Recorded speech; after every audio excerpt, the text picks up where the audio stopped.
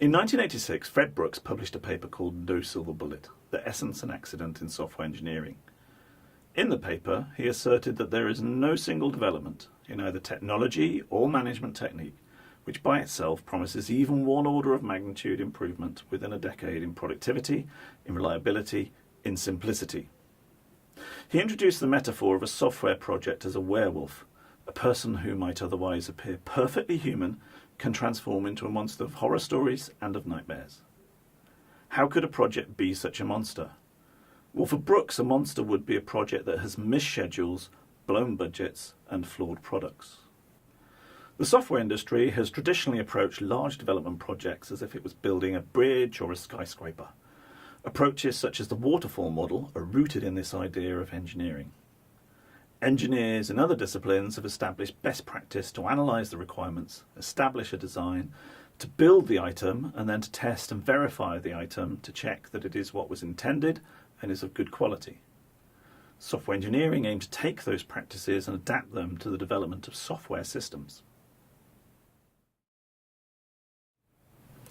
Do these approaches to building software always deliver successful systems?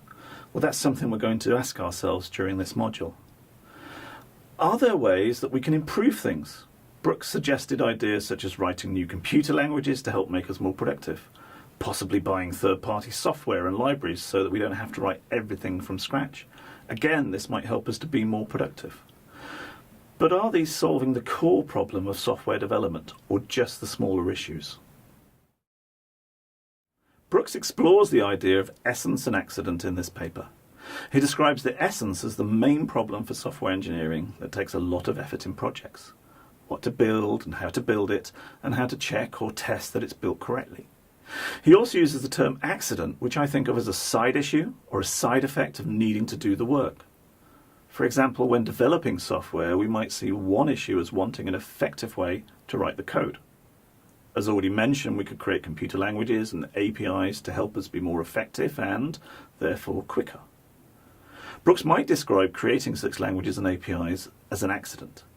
It helps us to write software and we might be more productive with the language. But does this lead to big productivity gains? Brooks suggests that accidents are activities that provide small gains. So is there a silver bullet? Is there a silver bullet that can kill the monsters that cause problems on projects?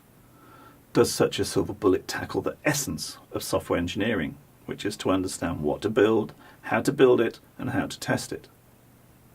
Well, in Brooks's paper in 1986, he didn't see that. He didn't see anything on the horizon. Interestingly, however, he does suggest some topics that have links to what we now call agile approaches. Could agile development be the silver bullet? In this first week, we're going to talk about Brooks's paper and an early paper from Winston Royce that discusses the waterfall model. We're then going to move on to look at the big ideas produced by the Agile Manifesto. Then throughout this module, Edel Sherritt and I will be discussing different issues about agile development.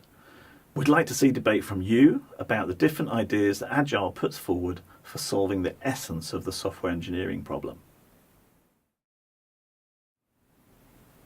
I'd like you to come along to the first lecture having thought about these few questions. Firstly, think back to your second year and in particular to the group project.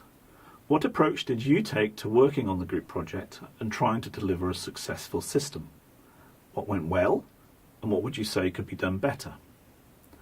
Secondly, is building software systems like building large construction projects, such as buildings, bridges and skyscrapers? We'll pick at these issues in the first two sessions. See you in the lectures.